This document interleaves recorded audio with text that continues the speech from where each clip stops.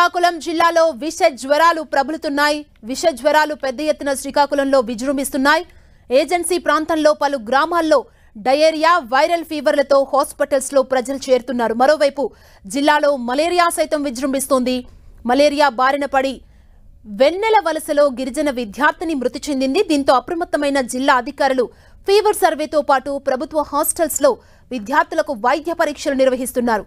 వర్షాకాలం కావటంతో నీరు కలుషితమై విష జ్వరాలు, డయేరియా ప్రబలుతుందని ప్రజలంతా అప్రమత్తంగా ఉండాలని సూచిస్తున్నారు అధికారులు. ప్రజలు దోమతెరలు ఉపయోగించాలని, నీటి నిల్వలు లేకుండా చూసుకోవాలని సూచిస్తున్నారు.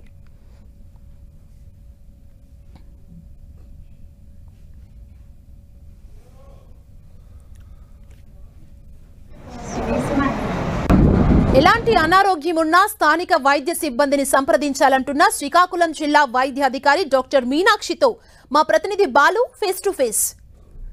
వర్షాకాలం ప్రభావంతో శ్రీకాకుళం జిల్లాలో జ్వరాలు అయితే ప్రబలుతున్నాయి. శ్రీకాకుళం జిల్లా వ్యాప్తంగా కూడా అనేక ప్రాంతాల్లో అయితే విష జ్వరాలతో పాటు సీజనల్ డిసీజ్ కూడా వస్తున్న నేపథ్యంలో ప్రస్తుతం మనతో జిల్లా వైద్యాధికారి ఉన్నారు. మేడం, శ్రీకాకుళం జిల్లాకు సంబంధించి ఇప్పటివరకు ఎన్ని కేసెస్ నమోదయ్యాయి, జ్వరాలు కానీ సీజనల్ వ్యాధులు కానీ?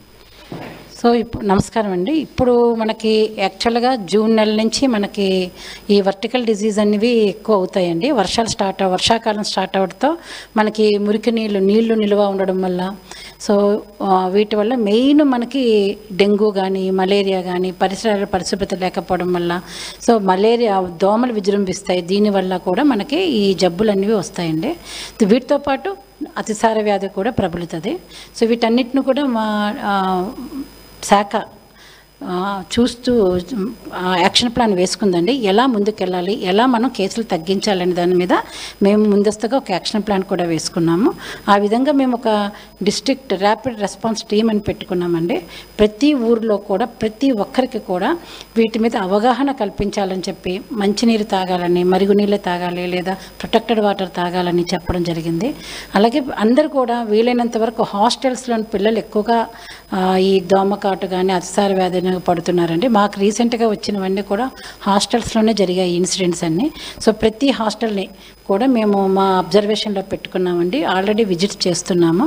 ప్రతి ఒక్కరికి కూడా ఎక్కడైనా ఎవరికైనా ఫీవర్ కేసు ఉన్నా సో వాటిని వెంటనే మనం వాళ్ళకి ఫీవర్ ఏ రకమైన ఫీవర్ వచ్చింది అనేది కూడా టెస్ట్లు చేస్తుంది. మలేరియా, డెంగ్యూనా లేదా వైరల్ జ్వరమా, టైఫాయిడా, అట్లా అవి కూడా టెస్ట్ చేస్తూ మిగిలిన పిల్లలకు కూడా అందరికి కూడా టెస్టులు చేయడం జరుగుతుంది.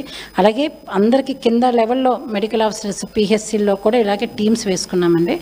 ఎక్కడైనా 3 లేదా 4 కేసులు ఒకే దగ్గర కనిపించాయంట, అది జ్వరాలు కానివ్వండి, అతిసార వ్యాధి, డయేరియా కానివ్వండి, వెంటనే డిస్ట్రిక్ట్ టీమ్కి ఇన్ఫామ్ చేయాలి. వెంటనే డిస్ట్రిక్ట్ టీం కూడా వెళ్ళడం జరుగుతుంది. అక్కడ ఒకవైపు ట్రీట్మెంట్ ఇస్తూ సోర్స్ ఆఫ్ ఇన్ఫెక్షన్ ఏంటి, ఎందువల్ల వచ్చింది, ఇది వాటర్ కంటామినేషనా ఇంకేదైనా అనేది మనం చూసుకొని దాన్ని నివారణిస్తే కానీ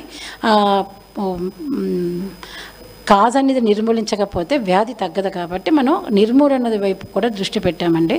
సో ప్రతి ఒక్కరం కూడా ప్రతి బుధవారం కూడా ప్రతి MLHP వాటర్ టెస్టింగ్ చేయిస్తున్నాము. ఎక్కడ మనకు గత వారంలోనే 17 దగ్గరలో మేము 590 చోట్ల వాటర్ టెస్టింగ్ చేస్తే 17 చోట్ల మంచినీరు కాదని వచ్చింది.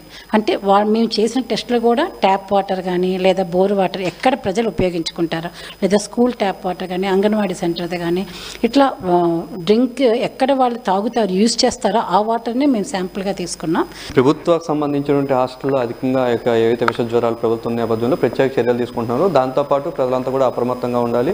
ప్రత్యేకంగా క్విక్ రెస్పాన్స్ టీమ్స్ను కూడా ఏర్పాటు చేస్తాం. ఎక్కడ ఎవరితో డౌట్ ఉన్నా సరే వారిని టెస్ట్ చేసి వారికైతే వైద్యం అందిస్తున్నామంటున్నారు జిల్లా వైద్యాధికారి. సూర్యతో బాలు, 10 టీవీ శ్రవణ్.